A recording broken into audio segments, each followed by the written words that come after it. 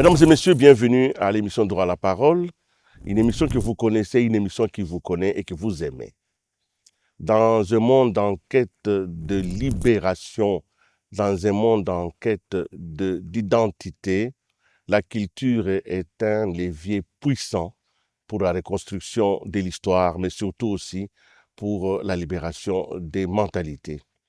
Alors que notre pays, la RDC, fête ses 65 ans d'indépendance, le centenaire de Patrice Emery Lumumba et même une mémoire vivace de Franck Fanon, nous sommes donc ici pour nous interroger et nous poser la question de savoir comment la culture peut être un puissant outil de souveraineté, un puissant outil de mémoire et de réécriture de nos identités. Pour en parler de ce sujet très important, j'ai le plaisir aujourd'hui d'être dans ces lieux, dans ces merveilleux lieux qui est le Centre culturel pour les pays d'Afrique centrale, un centre qui s'appelle le Centre Tambour. Je reçois son directeur général, M. Bakoupa Kaninda Baloufou. Bonsoir. Bonsoir. Merci d'être là, de nous avoir accueillis chez vous. Chez vous, c'est chez nous. Merci. Alors, vous êtes quelqu'un qu'on ne présente plus, mais permettez-moi quand même, pour les besoins de la cause, de dire un tout petit peu pour les jeunes qui viennent à la conscience qui vous êtes. Vous êtes un cinéaste formé dans les très grandes écoles dans le monde. Et comme Congolais, vous êtes parmi les rares qui ont reçu tous les grands prix que le cinéma puisse offrir. Et d'ailleurs, tout le monde se souviendra de ce premier scénario pour lequel vous avez reçu un grand prix, pour le Damier. On connaît ce film qui a même été oscarisé. Vous êtes donc un auteur aussi parce que vous êtes en train de préparer un livre important sur Patrice Lumumba. Le livre s'intitulera Patrice Lumumba, retour à Honolua. Voilà, c'est cela le village de Patrice Lumumba. Mais vous êtes ici aussi comme un porteur de messages, comme un influenceur de conscience. Et je voudrais, à ces trois titres, comme cinéaste, comme directeur général, mais comme un citoyen, répondre un peu à mes questions. Mais avant, nous allons d'abord revenir en arrière. 2025, ça fait 100 ans, le centenaire de Lumumba. Vous avez participé à tous les projets du retour des reliques de Lumumba dans ce pays. Qu'est-ce que vous en gardez comme mémoire puissante? Merci beaucoup Willy Kalengai de m'inviter à droit à la parole. Oui. La parole nous lie, la parole nous forme et nous forge. Parce que nous sommes un peuple de la parole. Nous sommes un peuple qui croit à ce qui est dit et qui fait ce qui a été dit. Parce que je le dis, parce que nous sommes dans un lieu dont la symbolique est une cosmogonie ancestrale. Et dans ce qui est cosmogonique, ancestral, il était très important, et je n'arrêterai pas de féliciter, de remercier le président Tshisekedi Tshilombo, que l'un de nous, l'un des plus grands, qui était en captivité en Belgique depuis 61 ans, depuis son assassinat, puisse rentrer à la maison. Donc, fin 2019, le président avait reçu la famille Lumumba et il a été convenu que la famille, l'État congolais, allaient se mettre ensemble pour ramener ce qui restait de Patrice Lumumba, ses restes, à la maison. Et vous savez, parce que nous parlons de l'ancestral, chez nous, un détail d'un individu fait un tout. Quel que soit ce qui reste de vous, c'est vous. C'est vous. Et on lui doit les mêmes honneurs que si on avait l'entièreté. Donc, j'ai été chargé d'organiser les activités liées à ces rapatriements et de lui donner du sens. Parce que je travaille sur Patrice Lumumba depuis 1980. Donc, vous avez cité, je termine un livre qui a 45 ans. Hein, donc, il a fallu réunir beaucoup de choses parce que sur Lumumba, d'un côté, on peut considérer qu'il n'y a plus de secret. Mais dans un cas comme celui de Lumumba, vous voyez, là, les Américains sont en train de libérer les archives liées à Kennedy. Mais qui dit Kennedy dit Lumumba. Donc, je pense qu'on attend aussi d'en savoir encore un peu plus sur l'implication de l'Amérique, parce qu'en fait, c'est l'Amérique qui a géré l'assassinat et qui l'a décidé ainsi. Donc, aujourd'hui, nous avons ramené Lumumba à la maison. Nous l'avons pris en Belgique, c'était le 20 juin. Et nous l'avons pris avec quelque chose de formidable. Nous l'avons pris dans un avion de Congo Airways. Et l'avion s'appelle Patrice Emery Lumumba. Et à l'époque, on m'avait dit que comme aucun avion congolais n'avait le droit d'atterrir en Belgique, il fallait aller louer un avion à l'étranger, tout ça. Et nous avions posé des préalables. Patrice ne rentre à la maison que dans son avion. Et ça a été un moment de grande émotion de voir nos couleurs atterrir à Zaventem. Et nous l'avons ramené dans cet avion. Et nous l'avons ramené chez lui. Nous avons fait le tour de sa trace. D'abord, il a fallu les ramener à Onaloa, là où il est né, au pied de l'arbre où est enfoui son nombril, parce qu'il fallait d'abord que les clans, que la famille Lumumba finisse avec le deuil qu'on attendait depuis 61 ans. Donc, une fois qu'on a veillé Lumumba chez lui, que le coutumier, l'ancestral a été fait, le clan a remis Lumumba à la nation et nous l'avons amené à Kisangani, son fief politique. Et nous l'avons aussi veillé 2 jours là-bas. À Tchoumbé, le chef de l'État était représenté par le président Bosso, qui était d'une gravité solennelle et formidable. À Kisangani, le professeur Bahati, le président Bahati, était à la hauteur de la tâche. À Bruxelles, on avait commencé par Samalou Kondé. Et juste vous dire, à Bruxelles, il était dit que nous les ramenons à la maison, mais il faut aller aussi lui parler, lui dire pourquoi on était là. Donc, quand on l'a pris chez les Belges, au palais d'Egmont, nous l'avons amené à l'ambassade. Nous l'avons amené à l'ambassade. Et là, les corbillards s'est arrêté devant l'ambassade. Le premier ministre Samalou Kondé s'est avancé et lui a dit « Je suis Jean-Michel Samalou Kondé, votre successeur, et je suis venu vous chercher pour qu'on rentre à la maison. » Donc, tout le parcours a été empreint de cette relation avec les ancêtres, avec la parole assumée, la parole ressuscitée. Et de Kisangani, nous avons amené Patrice à Lubumbashi, à Chilantembo, là où il était assassiné, pour qu'il retrouve l'unicité de la mort avec Joseph Okito et Maurice Mpolo. Et nous sommes revenus à Kinshasa le 27 juin. Les drapeaux nationaux ont été mis en berne.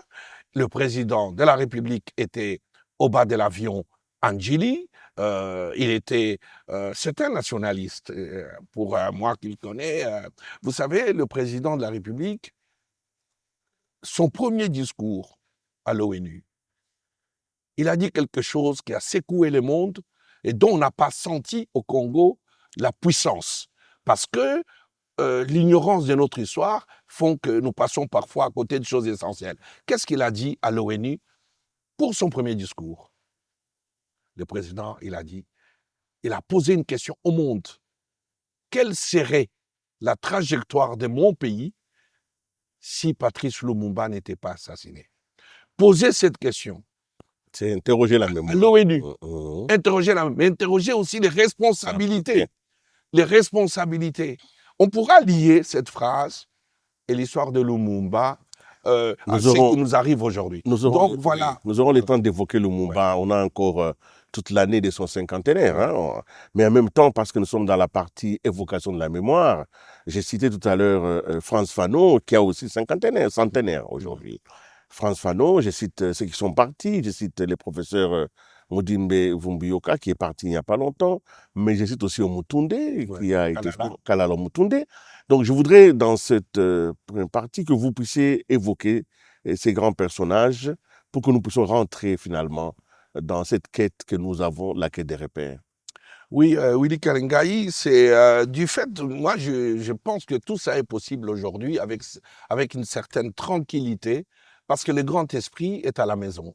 Lumumba est là, il est dans son mausolée à l'échangeur. Vous voyez qu'on a pris des monuments qui étaient dehors pour le ramener à l'intérieur, mais pour qu'il soit en axe avec le point cardinal Est. Parce que Lumumba est un commandeur du soleil. Hein? Donc, une fois, maintenant, nous sommes rassurés que l'un de nous est rentré à la maison. Et qu'aujourd'hui, le 2 juillet, il aurait eu 100 ans. Lumumba, donc, né le 2 juillet 1925, la même année que Malcolm X, la même année que Frantz Fanon, la même année que Félix Moumié du Cameroun, nous avons décidé que ces quatre frères de combat qui nous ont ramené la dignité et la liberté que vous évoquez en introduction ici, nous allons les célébrer ensemble.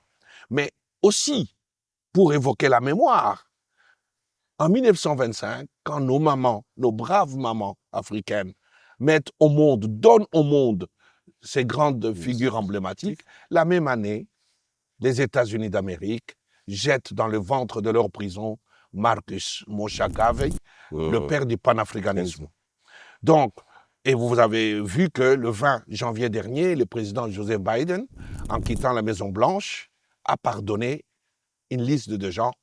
Et nous avons été surpris de voir que sur cette liste, il y avait Marcus Garvey a été pardonné. Donc tout ça nous ramène à Kinshasa.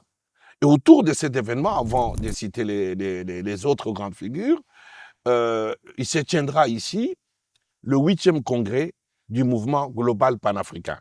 Ça veut dire quoi? En fait, le congrès, le 8e, devait se passer à Kampala.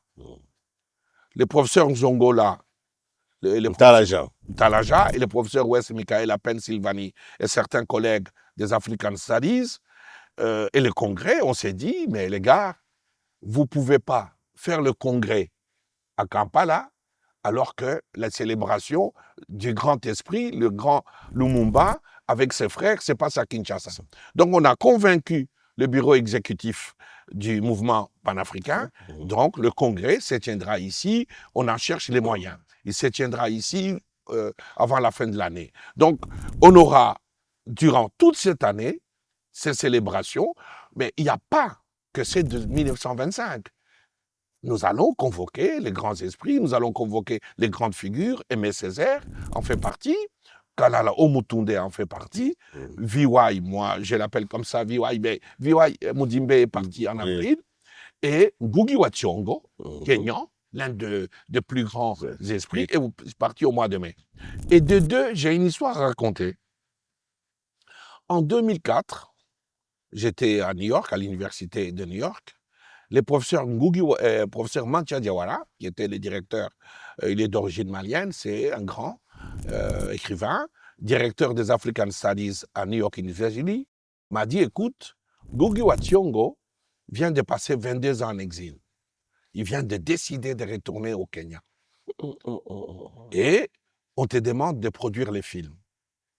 De son retour. De son retour, Homecoming. Ngugi wa Thiong'o is Homecoming. Donc j'ai monté l'équipe, je suis allé m'installer à Nairobi. Et d'ailleurs, dans cette équipe, j'avais rencontré un enseignant à Kampala, j'avais rencontré un jeune Congolais qui était chorégraphe, qui est devenu maintenant vraiment une grande figure du cinéma, qui s'appelle Petna Daliko, que je salue, qui a ouvert un centre à Goma qu'on appelle Yole Africa. Donc, son premier travail, il était dans mon équipe, nous sommes installés à Nairobi. Et en s'installant à Nairobi, on est allé d'abord accueillir Ngugi wa Thiong'o à Jomo Kenyatta Airport. Quand il revient. Quand il revient. Ouais. J'avais jamais pensé en Afrique qu'un écrivain, un universitaire, allait être accueilli par 10 000 personnes. Il y avait une foule joyeuse avec des t-shirts qui dansaient les danses kikuyu et Ngugi wa Thiong'o, il sortait comme une rockstar. Et d'habitude, un écrivain. Oui, d'habitude au Kenya, on accueille les marathoniens quand ils arrivent avec des médailles. Oui. Et j'avais jamais pensé. Et ça m'a touché.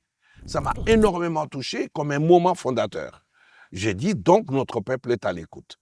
Et il s'est passé, après un événement malheureux, dans la suite de la construction du film, on est allé à Kampala, parce que Ngugi wa Thiong'o a étudié à l'université de Makerere. Donc, on a filmé. Et quand on est revenu encore à Nairobi, le lendemain, Ngugi wa Thiong'o et sa femme ont été agressés dans leur appartement à Norfolk Residence, qui est très connu, qui est un vieil hôtel colonial de très bonne qualité.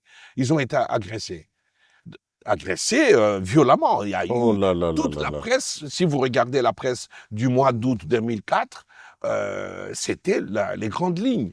C'était vraiment les grandes lignes, c'était le breaking news. Et donc, les films ont changé de titre. C'était plus Googie Wachongo is coming, c'est devenu Who is Afraid of Googie? Qui a peur d'un Googie? Et là, Mudimbe arrive dans la ville. Il s'installe à Lilton. À Nairobi. À Nairobi. Donc, moi, je suis dans un hôtel un peu plus loin. Et tous les soirs, je vais prendre mon petit whisky avec lui au bar anglais. Mudimbe avait une qualité de choses formidable. C'était un raffiné. Oui, raffiné. Donc, je lui raconte.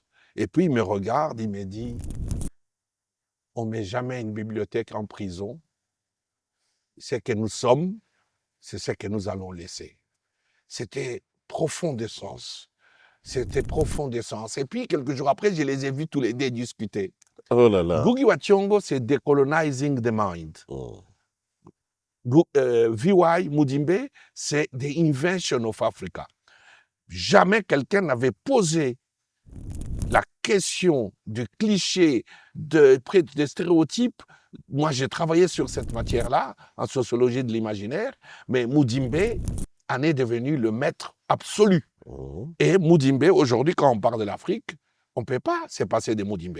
Il y avait déjà les Mudimbe. Moi, j'ai acheté le droit de l'Ebeli Monde, comme j'ai acheté aussi le droit de Matigar et de Ngugi wa Thiong'o. Mais là, c'est un maître. Donc, nous, ici, au Grand Tambour, l'année prochaine, pour le premier anniversaire, nous allons organiser un colloque international que nous appelons Ngugi wa Thiong'o et les intellectuels congolais vus à travers le panafricanisme. Nous sommes donc, je rappelle aux téléspectateurs que je reçois avec beaucoup de bonheur M. Bakoupa Ndabaloufou, directeur général du centre culturel, ces centres que vous appelez le Grand Tambour. Nous y sommes donc, et vous venez de nous montrer qu'il faut un réceptacle pour retenir la mémoire, pour la construire et pour la léguer à ceux qui vont s'y inspirer. Alors, ce centre, comment il fonctionne? Revenons par le nom, le Grand Tambour. D'abord, l'accord entre notre très cher pays, la RDC et la Chine, l'accord s'intitule accord du projet de construction du centre culturel et artistique pour les pays de l'Afrique centrale. Les initiateurs, donc ceux qui ont discuté et porté ces projets, je citerai le défunt et grand ami Damien Pono, dont les noms se trouvent sur la plaque de commémoration. Donc le chef de l'État, par ses gestes, lui a rendu hommage, que ce nom figure sur la plaque de commémoration.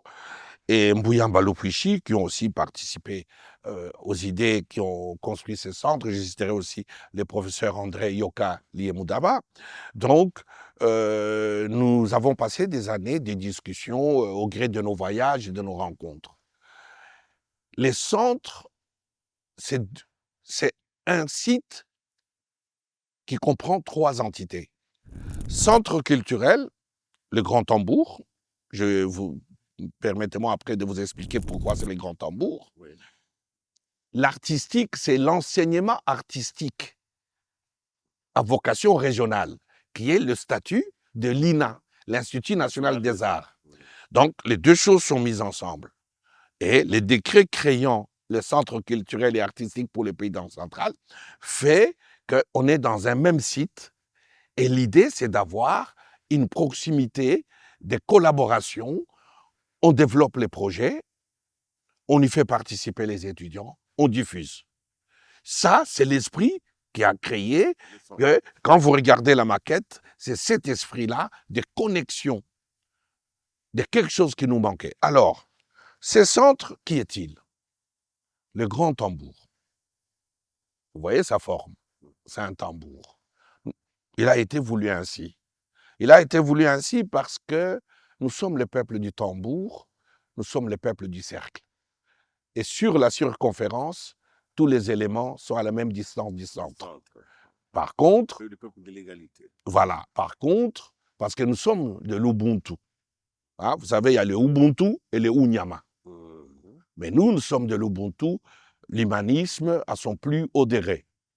Donc, ces bâtiments, les grands tambours, qui est le moteur central, et allié et ailé par 2 carrés ou 2 rectangles, si vous voulez. Il y a le rectangle administratif et l'autre rectangle qui est vers l'ouest. Donc, c'est un grand tambour ailé avec 2 ailes qui sont dans le carré de l'Occident. Mais c'est la modernité de 2 côtés. Mais ici, le tambour est le père et la mère de la modernité. Il n'y a pas de modernité s'il n'y a pas la tradition. Donc, le tambour de résonance, d'où résonne désormais la souveraineté culturelle de notre pays. La souveraineté politique, nous y sommes, nous nous battons. 65 ans d'indépendance. Ouais, nous nous battons avec les ennemis tout autour. Je pense que le président Tshisekedi, on pourrait en parler, est en train... Et parce qu'il y a une belle analogie entre ce qui se passe à l'Est et tous les phénomènes culturels. La souveraineté économique, on l'avait presque ratée à la 2e table ronde économique. La souveraineté spirituelle, on l'a perdue en 1491 quand les Mani-Congo se sont mis à genoux devant les Vaticans. Et la souveraineté sanitaire, on est en train de construire la couverture sanitaire universelle, la couverture de santé universelle. Ça, nous sommes à la recherche de la souveraineté, de l'égalité d'accès à la santé. Ça, c'est encore le président Tshisekedi. Et la souveraineté culturelle, enfin, désormais, elle a son endroit ici, elle a son étendard pour poser ici dans le grand tambour. Donc, nous pouvons dire désormais que nous sommes sur la carte du monde et que notre première mission, au-delà, il y a d'autres missions que je pourrais vous expliquer, c'est de mettre ces grands tambours sur l'orbite culturelle du Congo et du monde et qu'ils soient visibles partout par les satellites, que ce soit les satellites d'en haut ou les satellites comme environnement culturel du monde. Quelques analogies historiques. À l'époque du maréchal Mobutu, parlant de la voix du Zaïre, il parlait du grand tam-tam. Ouais. Vous évoquez les grands tambours, je pense qu'il y a une petite différence. Alors, maintenant, comme c'est une cosmogonie, pensez-vous que la notion de tambour, telle que vous l'évoquez maintenant, elle peut être approvisionnée par le peuple? Est-ce qu'on peut, on peut s'en approprier? Quels sont les éléments, finalement, d'appropriation? Mais déjà, le lien de résonance, le tambour appelle, le tambour annonce, le tambour informe, et là, le tambour égalise. Parce que on ne s'assied autour du tambour qu'en cercle. Hein? Et c'est pour revenir au grand tam-tam. Vous savez, le terme tam-tam, par sa sémantique et son histoire, est un terme un peu péjoratif du colonisateur. Hein? En anglais, on dit tom-tom. Hein? C'est un peu le terme qui sort de l'onomatopée, du phonétique tom-tom, tom-tam. Hein? Mais le vrai nom, c'est les grands tambours. Les grands tambours, même, excusez-moi, juste pour vous expliquer, parmi les choses qu'on fait cette année, dans quelques jours, il y aura la fête de la musique. Et ici, au Grand Tambour, il y aura la fête de la musique autrement. Il y a une virgule. La fête de la musique, virgule, autrement. Et nous allons avoir ici des tambours majors. Nous allons inviter des fanfares. Parce qu'on ne se rend pas compte de la force des fanfares et de sa place dans la création de notre musique, dans les tempos. Donc, il y aura les fanfares des armées, les fanfares kimbanguistes, hein, merveilleuses fanfares. Oui. La fanfare, nous pensons, l'armée du salut viendra nous rejoindre, et la police nationale. Donc, on va leur donner de la place, on va se retrouver. Vous savez, une fois, le chef de l'État était ici, et la fanfare de la garde républicaine a exécuté l'hymne national sur scène. Ils en étaient très fiers. Ils en étaient très fiers parce qu'ils étaient tout d'un coup dans le grand tambour, ils étaient dans le ventre ancestral et ils étaient en scène. Ils étaient en scène. Et j'en ai discuté avec un des officiers qui avait suivi les Jeux Olympiques à Paris et qui avait vu Aya Nakamura avec la garde républicaine française. Donc, j'ai dit, mais tiens, on va peut-être faire aussi un mariage entre notre fanfare et la musique populaire. Donc, pourquoi? Parce que nous avons pour mission de souveraineté culturelle, c'est de rapprocher notre peuple de cette souveraineté qui est représentée par ces bâtiments.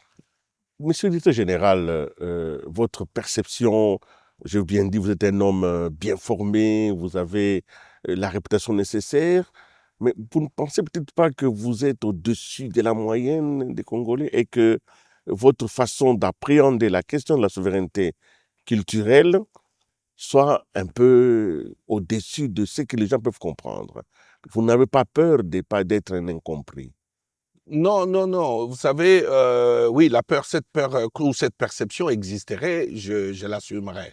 Mais il faut aussi comprendre d'où je viens. Moi, ma mission, c'est le Congo. Quand j'ai été au cinéma, en classe, j'ai porté le serment de raconter mon pays, le pays de Kimbangu et le pays de Lumumba et le pays d'Étienne Tshisekedi. Donc, moi, j'ai été formé pour servir mon pays. Moi, je suis un forçat du Congo. Comme Lumumba, à travers une saison au Congo d'Aimé Césaire dit, le Congo est un sacerdoce qui a besoin de forçats. Moi, je suis un forçat du Congo. Je suis formé pour être au service du Congo. Mais ce que je veux vous dire, c'est que j'ai beaucoup de gratitude envers le président de la République, avec lesquels j'ai toujours eu, il n'était pas président, des conversations sur la culture, la place de la culture. C'est une vieille histoire. Hein. Parfois, je pouvais les saouler. Hein. On a fait un voyage, durant 2 heures, je les saoulais de ça. Hein.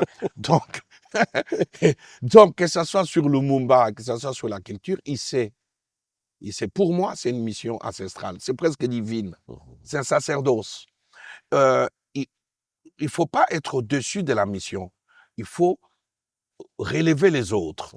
Ici, nous avons, parmi nos slogans, c'est grandir, grandir, célébrer, grandir. Donc, nous devons tous nous relever. Et pourquoi?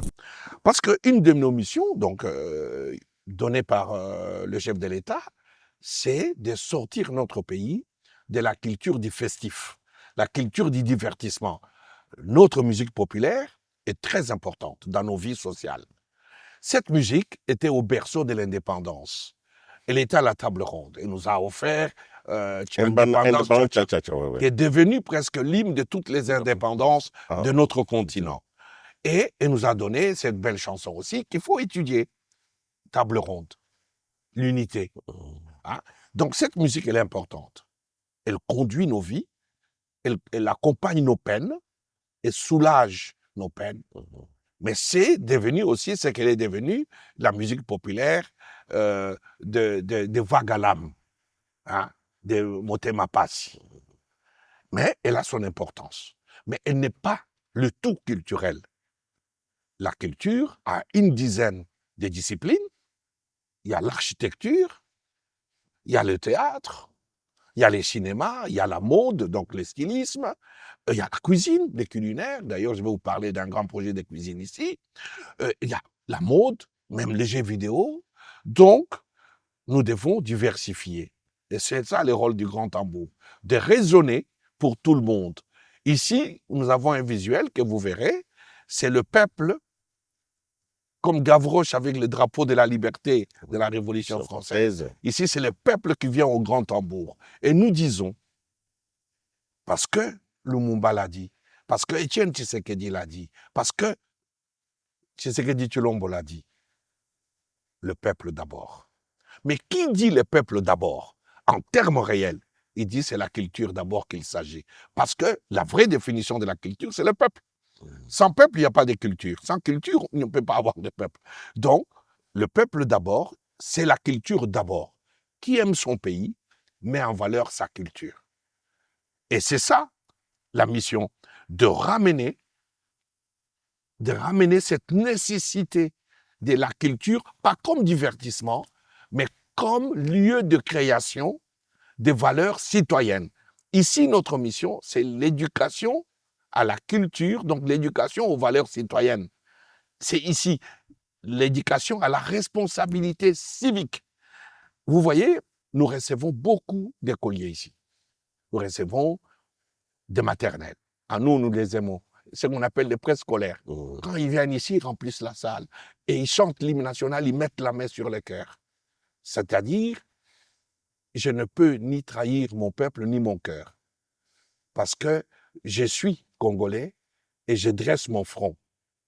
Parce que ça aussi, il faut qu'au lieu que les enfants chantent, qu'on leur enseigne prose par prose pourquoi ce chant est sacré. C'est un chant profond. C'est le chant écrit par nous-mêmes. Vous savez, en 1960, beaucoup de pays d'Afrique, c'est le colonisateur qui a écrit leur hymne. Et nous l'avons écrit nous-mêmes. Nous l'avons écrit au grand tambour, donc dans les grands cercles de tous nos politiciens. C'est une œuvre collective. Et nous disons, dressons nos fronts. Et la dernière phrase, elle dit, pour la postérité. Donc nous avons une mission. C'est pourquoi c'est un hymne qui parle de l'avenir, qui est dans le futur. C'est parce que nous, le présent n'existait pas dans la vie d'un peuple. Tout ce que nous faisons, c'est nous devons penser au futur, à ce que nous allons laisser. Ça, nous le vivons ici quand les préscolaires viennent, et puis il y a les primaires, il y a les secondaires. Nous avons vécu des moments merveilleux ici, que vous pouvez voir en image, avec les écoliers. Nous recevons des universitaires, des étudiants des universités. C'est leur maison ici. Ça, c'est pour ceux qui viennent visiter, mais vous avez une mercuriale qu'on dit quand même très salée pour obtenir des salles pour des manifestations ici. Pourquoi avoir maintenu des prix aussi quand même relevés? Le coût d'un fauteuil ici, c'est 14 $. Je pense qu'il y a des concerts qui se font à 50 $ dans cette ville. Et ici, c'est la qualité, le prix. Il faut aussi considérer, nous avons des charges énormes. Ces centres que vous voyez là, qui est un ouvrage magnifique, énorme, a énormément de charges. Hein? Je vais juste vous donner, parmi nos charges, quelque chose qu'on ne peut pas s'imaginer. Presque au moment où on attaquait Goma, nous, on a eu une attaque ici, des rats. Toute une armée des rats a attaqué les centres. Parce que vous savez, on est dans un environnement insalubre. Ouais. Hein? Entre le stade, le palais du peuple et les emprises publiques autour de nous, c'est insalubre. C'est vraiment un empire des rats. Donc, quand il pleut et que les rats cherchent l'abri, vous les entendez dans les couloirs. Et les rats ont l'habitude de ronger les câbles. Nous sommes un endroit fragile. Et il a fallu une riposte. Et ils étaient déjà même montés dans le bureau. Il a fallu des mesures, il a fallu une riposte. Donc, vous voyez, on a beaucoup d'électronique ici. Donc, il faut des ingénieurs. Il faut des ingénieurs. Les gens, ils voient de dehors. Nous avons une climatisation qui est très délicate. Il faut des ingénieurs. Je parle d'abord que des techniques. Ingénieur en électromécanique, en électricité, en électronique même, ingénieur en nouvelles technologies. Ça demande cela. La culture, c'est pas juste danser et chanter. Hein? Donc, nous avons d'abord ça. Nous avons une salle qui est une salle unique en Afrique centrale, qui est une salle d'opéra, qui est une salle acoustique. Il faudrait quelqu'un qui comprend, parce que les gens, quand ils viennent ici, on leur explique comment utiliser les sons amplifiés et l'environnement acoustique. Ce n'est pas la même chose. Et il faut de l'expertise. Et cette salle fait 2000 places. L'autre fait 800 places. Toutes les salles de spectacle, c'est des lieux de microbes. Vous mettez 2000 personnes de cette ville dans une salle, vous avez une probabilité que quelqu'un sorte de là malade. Et quelle est notre mission? Désinfecter. Garder l'endroit propre. Il y a 40 personnes ici, vous pouvez faire un examen, vous trouverez toujours à tout endroit quelqu'un en train de... Je comprends qu'il y ait des charges, mais... Oui, oui. Mais c'est très important de comprendre d'abord. Oui. La deuxième chose, les centres, jusqu'à aujourd'hui, ne bénéficient d'aucune subvention de l'État. Ce qui est anormal. Moi, je suis dans une situation, je dirais celle-ci.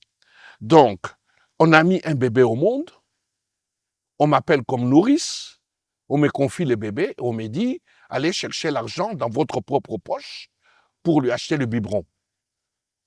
Donc, le chef de l'État avait dit, lors de l'inauguration, il a dit, il faut une dotation.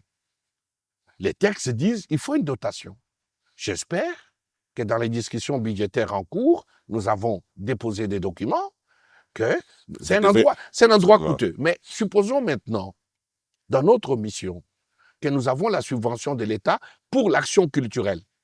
Dans toute administration de la culture, c'est l'action culturelle qui finance les projets, hein, qui fait que l'économie de la culture existe. Parce que vous savez, quand l'État finance quelque chose, c'est de la distribution de revenus. C'est la création aussi de revenus. Parce qu'un artiste qui touche son cachet, il peut acheter un pagne à sa femme. C'est le Congo qui gagne. Parce que ça crée un bonheur tout de suite dans ses foyers. Ça crée un bonheur. Donc, les gens doivent comprendre qu'il y a le coût de choses. Donc, si nous avons un jour une subvention, on pourra subvenir au projet. Et vous pourrez revoir un tout petit peu le coût. Non, on ne reverra pas. On pourra subventionner. On pourra subventionner. Écoutez, on est ouvert ici. Si quelqu'un vient me voir, il me dit j'ai un projet et je connais ma capacité d'artiste. Donnez-moi la salle, je vais la remplir et je vous ferai votre part de billetterie. Eh bien, on va laisser. On va laisser. Ça, c'est une ouverture merveilleuse. Oui, on l'a dit, on le reprend. Est-ce que les artistes le savent? Non. Les artistes qui ne veulent pas venir ici, vous avez déjà commencé? Les gens ont peur de l'ouvrage déjà. Les gens ont peur.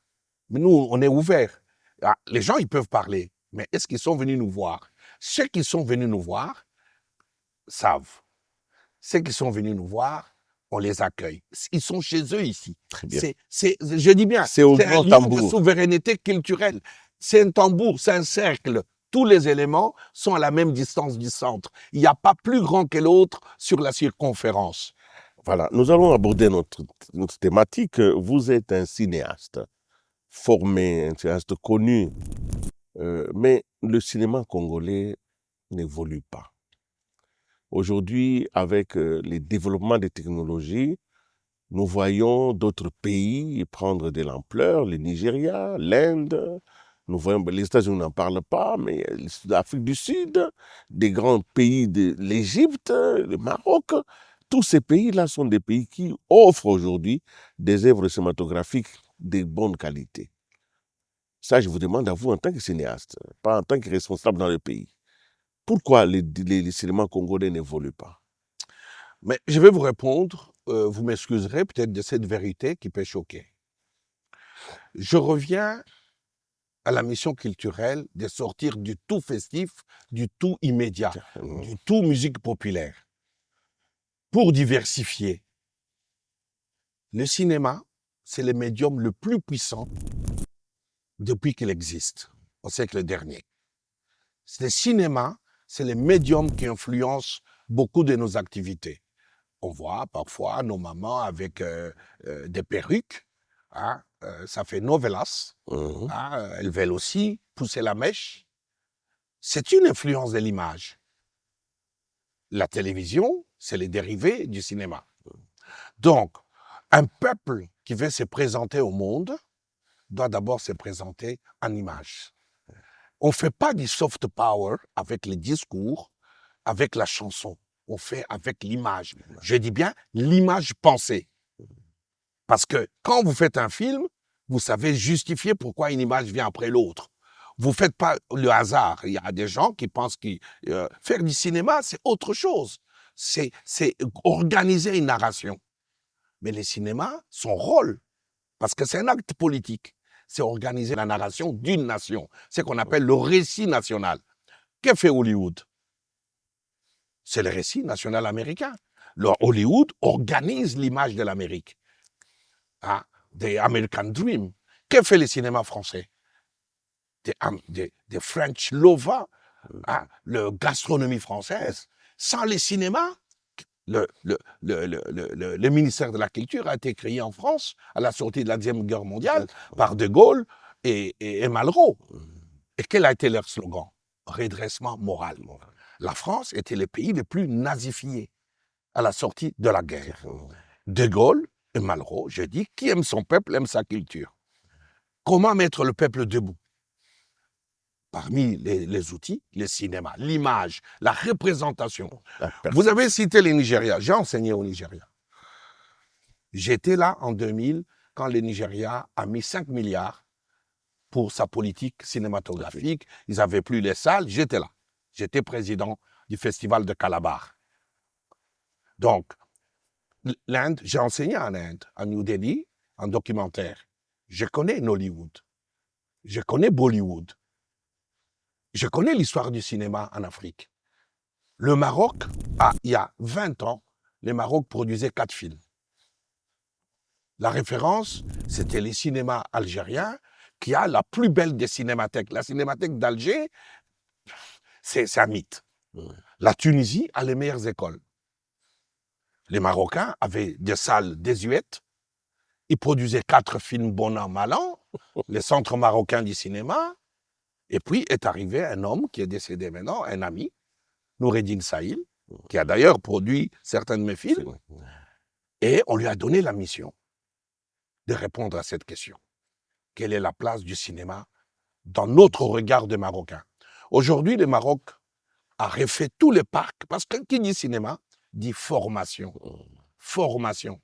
Hein? Même quand on parle musique ici, on n'a pas formé des ingénieurs du son. Juste pour prendre un exemple, le son au Congo, dans notre pays, il est électrique. C'est-à-dire, quelqu'un est assis devant une machine, qui est la table de mixage, où il y a 100 boutons, mais le seul bouton qui intéresse, c'est quand il y a l'électricité. On prend le micro, on tape « Allô, allô », ah, c'est bon. Mais on a 100 boutons. Pourquoi c'est 100 boutons? C'est pour chercher la précision. La précision du son. Parce que les sons qu'on transporte souvent dans notre pays, c'est l'électricité, c'est les membranes électriques. Mais ce n'est pas ça les sons. Les sons est une chose pensée. C'est pour ça qu'on dit il y a des ingénieurs du son. C'est leur métier de donner au son sa réalité. Donc, nous devons former. Il faut que nous pensions à cet enseignement, que les écoles ne soient pas un lieu de commerce. Donc, pour vous, le cinéma congolais, il souffre parce qu'il n'y a pas de formation? Non, ça c'est un point. D'accord. Il n'y a pas de formation. Le cinéaste, c'est quelqu'un qui a une large vue sur le monde, qui a une culture générale, hein, qui voit des films des autres. Mais nous avons une génération. Nous disons la majorité de nos enfants, la majorité de notre population est jeune. Nous avons des gens qui n'ont jamais vu un film sur un grand écran. Il n'y avait plus de salles de cinéma. Le Grand Tambour, aujourd'hui, est le seul endroit où il y a un grand écran. Nous avons 2 grands écrans. Nous avons là une base de 18 mètres. Il n'y a pas un écran comme ça en Afrique. Nous avons dans la petite salle une base de 9 mètres. Il n'y a pas. Nous sommes, et tous les dimanches, nous avons la cinémathèque congolaise qu'on a montée ici, et dont la mission, c'est de réfléchir à faire revenir le cinéma dans notre pays. Je vous garantis que tous les dimanches, à 15h, les jeunes, les enfants viennent avec leurs parents de partout. La salle, elle fait 800 places. Les derniers dimanches, la salle était pleine à craquer. Et c'était d'un enthousiasme de voir des gens qui te disent « J'ai 60 ans, je n'avais jamais vu un film sur un grand écran. » Donc, il faut créer les conditions pour que nos jeunes... Vous savez, le cinéma est une sorte de réserve de rêve. Quand je regarde nos jeunes, quel est l'horizon de leurs rêves? C'est l'écran de... L'écran télé. L'écran de téléphone. Moi, j'ai vu un jeune, il m'a dit, il a vu toute une série en paille, une centaine d'épisodes. Il a vu sur son... Moi, j'ai jamais vu un film sur un écran petit comme ça. D'ailleurs, j'ai déjà du mal à regarder sur mon ordinateur. J'ai un très bon Mac, mais j'ai difficile même, quand je veux me tromper, je fais un vidéoprojecteur. Mais c'est pas ça, les cinémas. Pourquoi? Si vous regardez entre les jeunes d'autres pays qui vont au cinéma, leur horizon de rêve est large. Est large. Et que j'ai l'impression que les rêves de notre jeunesse est petit comme leur écran de cinéma. Qu'est-ce que vous proposez? Qu'est-ce qu'on doit faire? Oui, donc il faut d'abord penser, il faut parler aux professionnels. Oui. Parce que de temps en temps, j'entends, oui, on veut faire le centre du cinéma, et on se demande, on a parlé à qui? Moi, je ne suis pas le seul, il y a des professionnels. Nous faisons des réunions ici avec l'association des cinéastes professionnels, Oui. hein, qui parfois eux-mêmes me demandent si je suis au courant. Donc, il faut penser, mais il faut le penser et l'adapter à nos réalités. Il ne faut pas faire du copier-coller. Évidemment, il faut s'inspirer.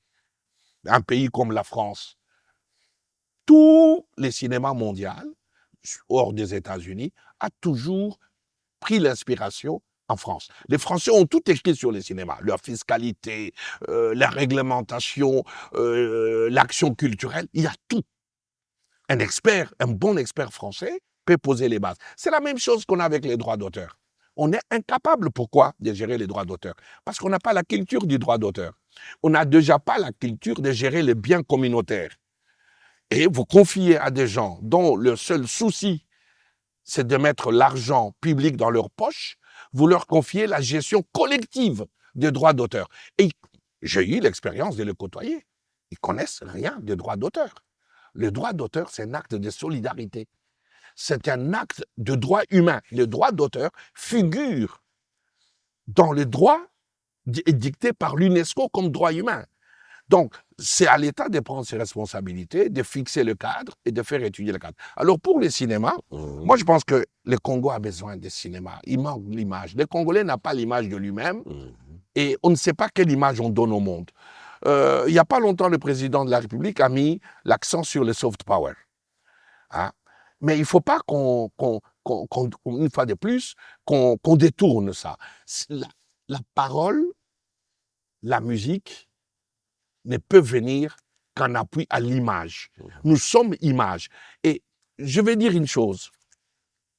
Nous, colonisés, on n'est pas colonisés par l'économie, on n'est pas colonisés par toutes choses là, on est colonisés par l'image de l'autre.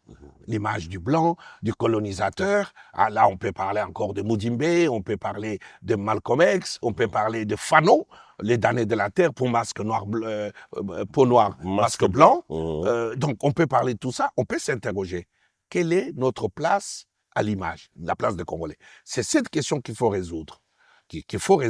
Le Congo doit produire son cinéma.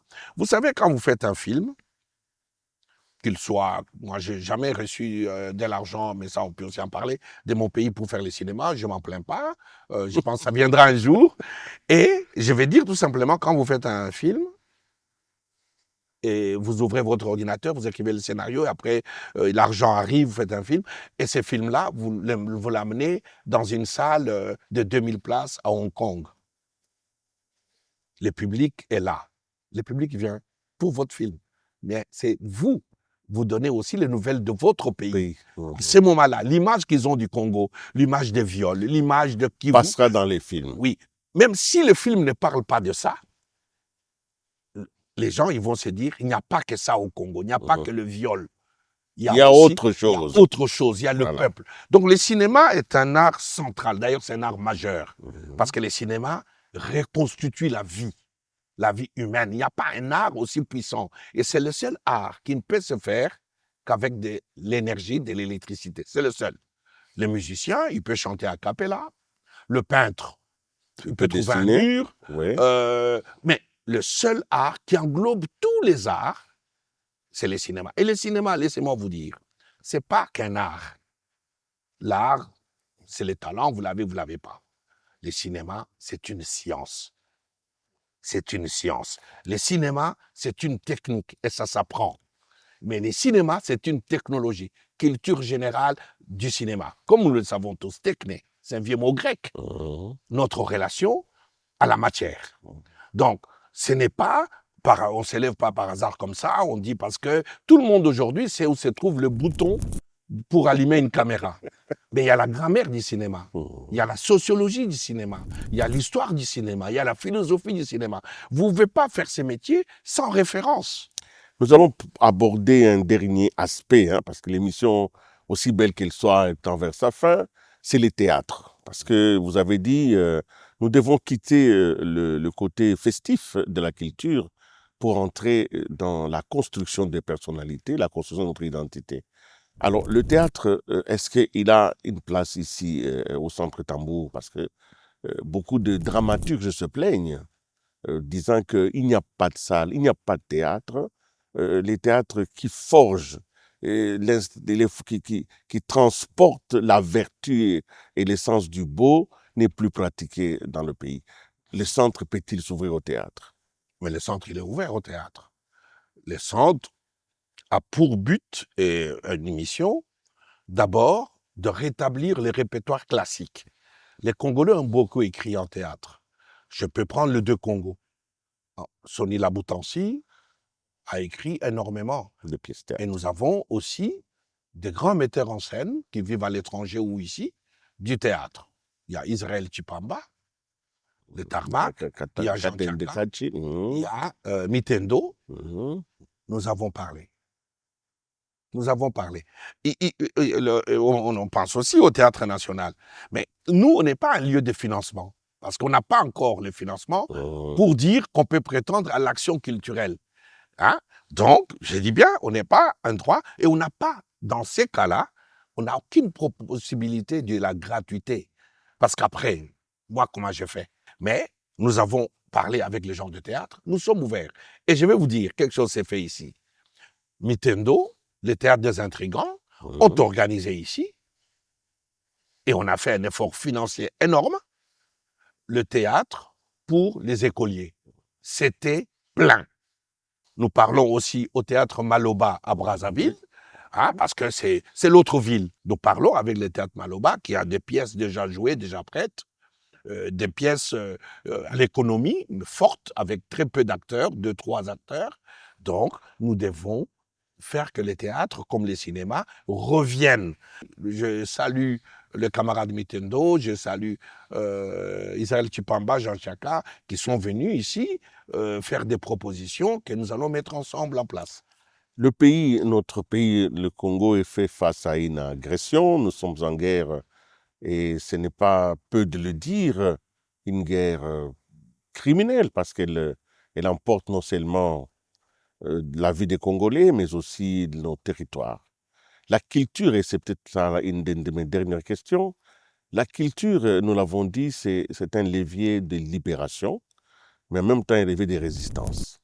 Comment, à partir du tambour, à partir du grand tambour, on peut appuyer, développer cette mentalité de la résistance pour que les Congolais comprennent que c'est dans leur culture qu'il y a la force pour l'avenir. Vous savez, le grand tambour a répondu présent. Il a été le premier. En février, après ce qui s'est passé à Goma, le 15 février, dans cette salle, il y a eu un très grand concert avec l'Orchestre symphonique imanguiste que nous avons appelé la Missa Congo. C'est un peu lié à un opéra colonial qui s'appelait Missa Luba. Nous l'avons fait ici, la salle ici était pleine, dans un concert magnifique. Et nous avons organisé ici dans un programme que nous avons, qui s'appelle Rencontre africaine de la pensée panafricaine. Le professeur Kalele, qui vient de décéder, est venu parler aux étudiants ici.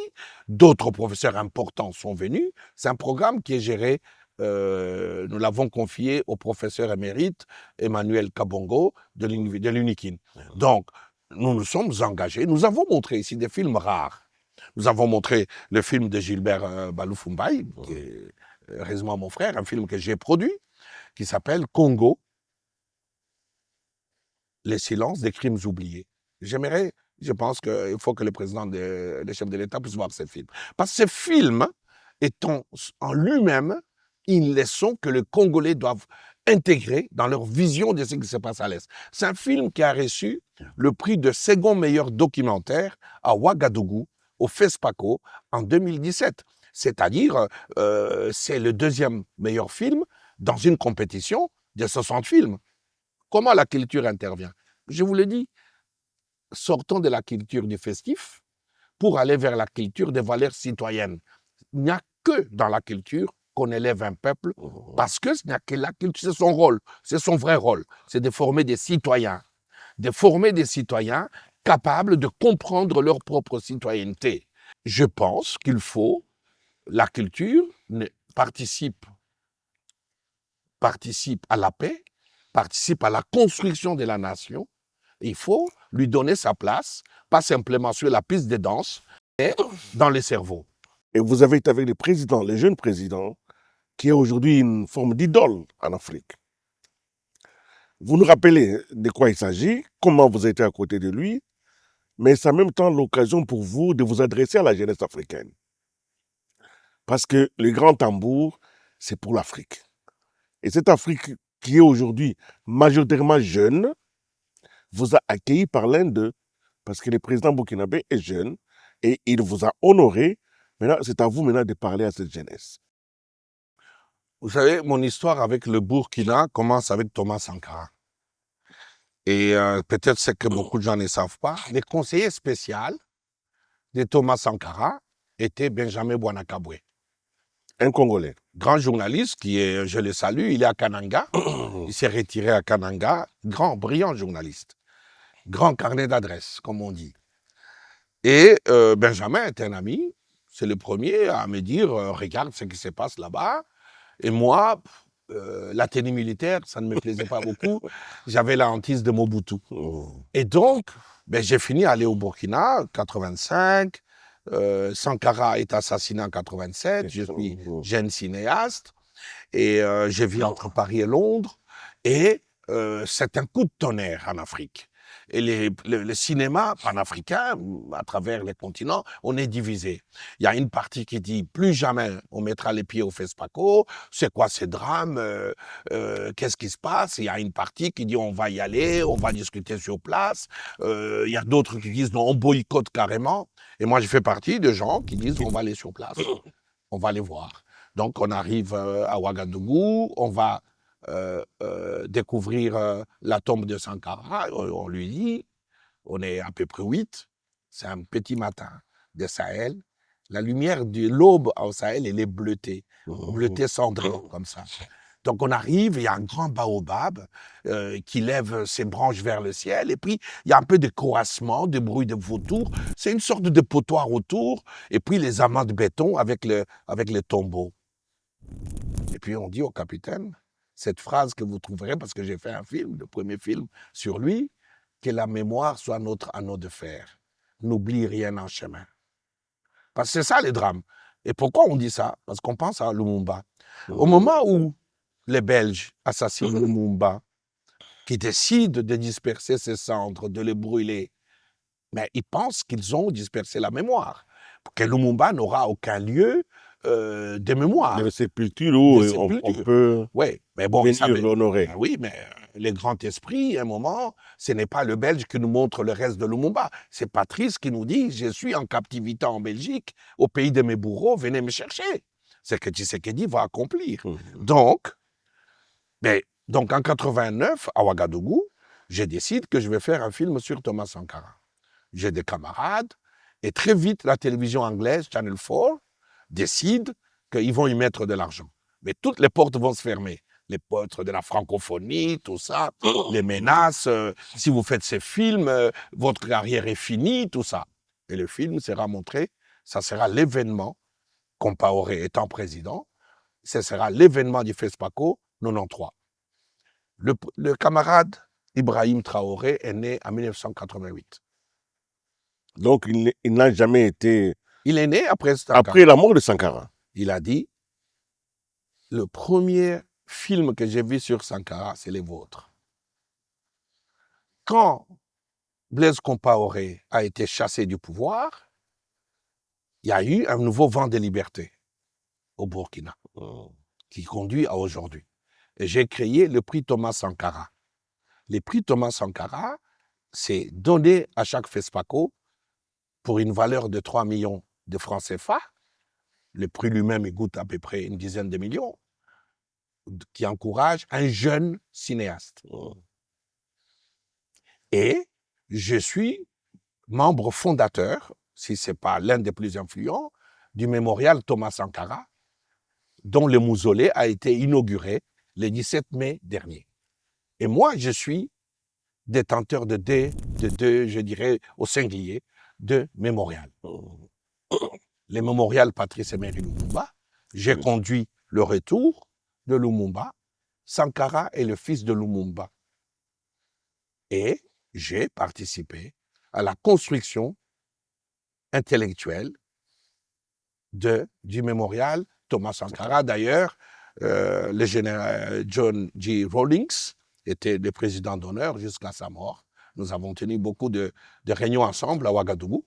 Moi-même, j'habitais à Accra. J'ai passé beaucoup de temps avec lui. J'étais à Accra pour l'Université de New York, où je suis allé installer le campus de l'Université de New York à D'accord. Accra, 2006-2007. Donc, le capitaine a voulu m'honorer. Et je me souviens quand j'ai reçu les talons, donc le haut grade des ordres du Burkina Faso, il a été dit pour l'Afrique, pour Lumumba, pour Thomas Sankara et pour la mémoire et de tout votre travail pour la jeunesse africaine. C'est un moment émouvant de recevoir cette médaille. J'étais déjà décoré au Burkina Faso, j'étais déjà décoré dans les ordres de mérite. J'étais déjà chevalier des arts et lettres du Burkina Faso. Hein? Donc là, je passais au degré supérieur et je suis en mission pour mettre ensemble les idées panafricanistes autour du mémorial Thomas Sankara et relier le mémorial. On veut relier pour le moment 3 lieux. Le mémorial Kwame Nkrumah à Accra, le mémorial Patrice Lumumba. Le président, le 30 juin 2022, dans son discours, avait parlé de la création du mémorial Patrice Emery Lumumba, qu'on attend, et le mémorial Thomas Sankara, pour que la mémoire soit notre alliance, que nous n'oublions rien en chemin. Voilà, c'est comment je suis arrivé chez les capitaines, qui m'a reçu en tête-à-tête entre camarades, et on a parlé du Congo. Et il y a une chose très importante que je voudrais vous confier. Vous savez, les gens regardent parfois sans comprendre notre histoire. Nous-mêmes, on ne la comprend pas. Et moi, j'ai apporté un éclaircissement important. L'AES, l'Alliance des États du Sahel, lutte contre le terrorisme. Le terrorisme financé par l'impérialisme. Le Congo lutte contre le terrorisme financé par les impérialistes, dont le petit soldat qui est à l'œuvre, c'est Kagame, avec quelques Congolais, dont l'ancien président Kabila. Nous savons, nous nous battons sur le même terrain. Et je vais vous dire une chose historique. La conférence de Berlin, il n'y avait que 2 sujets, parce que l'Afrique était déjà partagée. On dit oui, non, l'Afrique était déjà partagée, mais il y avait 2 points de conflit. Le bassin du fleuve Niger et le bassin du Congo. Vous voyez comment on a fait avec les bassins du fleuve Niger. Les Niger, en français, et Nigeria, on a donné aux Anglais. On a réglé ces problèmes. On a dit, pour le Congo, aucune puissance, parce que si on donne le Congo à une puissance, elle devient une extra-puissance. Donc, on a pris un administrateur qu'on appelle Léopold II. On a dit, il n'a pas d'armée, il fait concurrence à personne, même s'il va finir cruel et vénal. Mais le Congo, personne n'y touche. Mais on en fait une zone de libre-échange. C'est ce qu'on appelle le Congo Free State. Parce que les gens pensent que l'État indépendant du Congo, il y avait une constitution. Non, il y a presque un statut d'institution commerciale. C'était ça. Bon, ça, c'est notre passé, il faut qu'on l'affronte. Donc, nous sommes déjà liés entre le Niger et le Congo. Il y a combien de pays en géographie?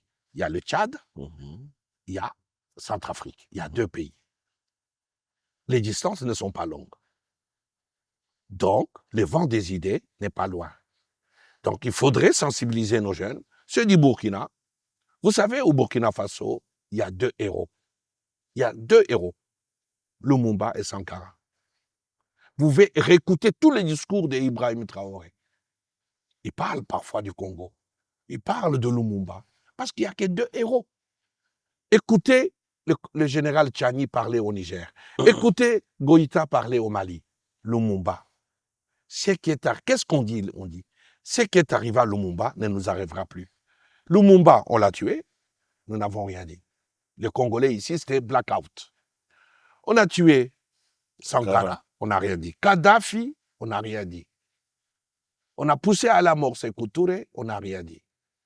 Mais regardez quand un général américain a fait une sortie contre Ibrahim Traoré. Ça a bougé. En Amérique, partout, ça a bougé. Parce qu'on a aussi les réseaux sociaux. On a aussi les jeunes actifs. Donc, aussi la les jeunes... conscience a changé.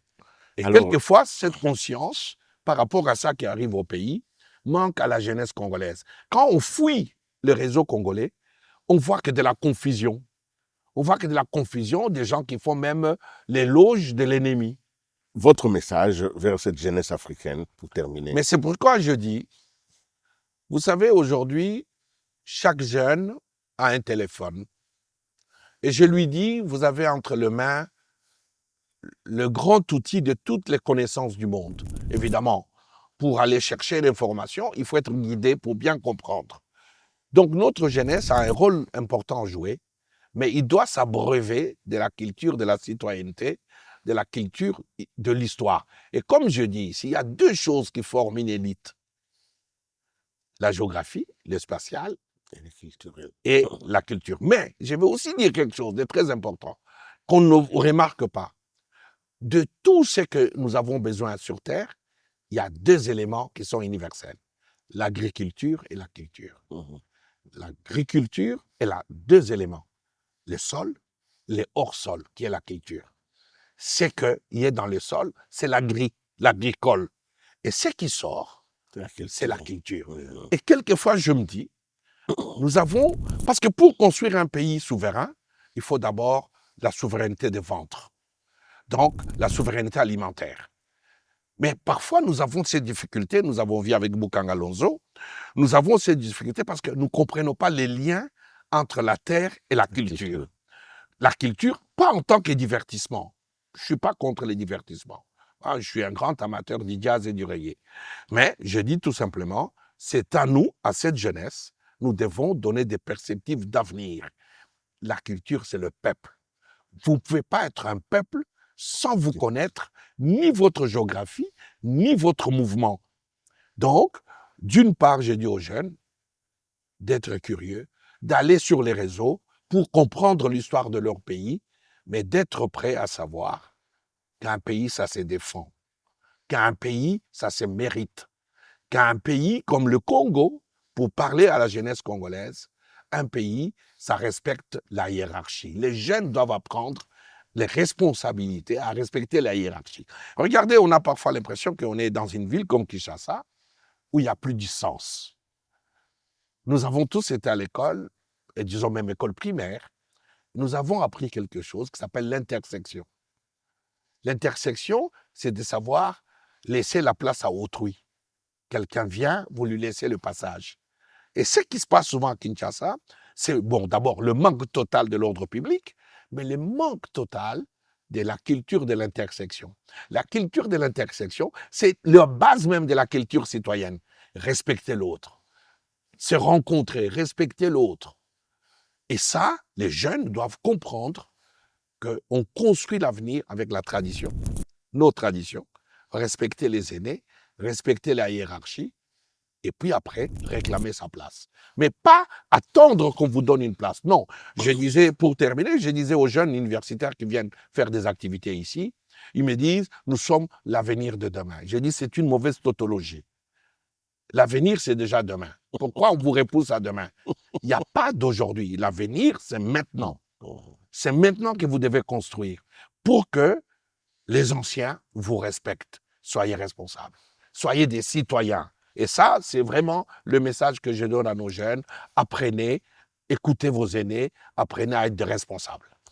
Merci Bakupa Kanyinda Baloufou, directeur général du centre Le Tambour, parce que vous avez été d'une grande générosité pour avoir partagé avec nos téléspectateurs votre expérience, mais surtout aussi, je retiens, ces leçons intemporelles qu'il faut se construire en tant que nation, mais que c'est aujourd'hui, et seulement aujourd'hui, qu'il faut poser les bases pour la liberté. Un pays, ça se mérite. Un pays, ça se défend. Voilà, nous avons fini cette émission avec beaucoup de plaisir. Je sais aussi que vous allez me demander de revenir ici pour pouvoir développer sur la souveraineté culturelle. J'y reviendrai. Merci d'avoir été avec nous et j'espère bon vent pour le son de tambour. Nous allons battre les tambours pour faire les rappels de bonne conscience. Vous tous qui nous avez suivis, alors prenez note, prenez courage, prenez rendez-vous avec l'excellence. Quant à moi, je vous dis au revoir et je vous retrouve dans un autre numéro de Droit à la parole. D'ici là, portez-vous bien. Chaque jour est une vie.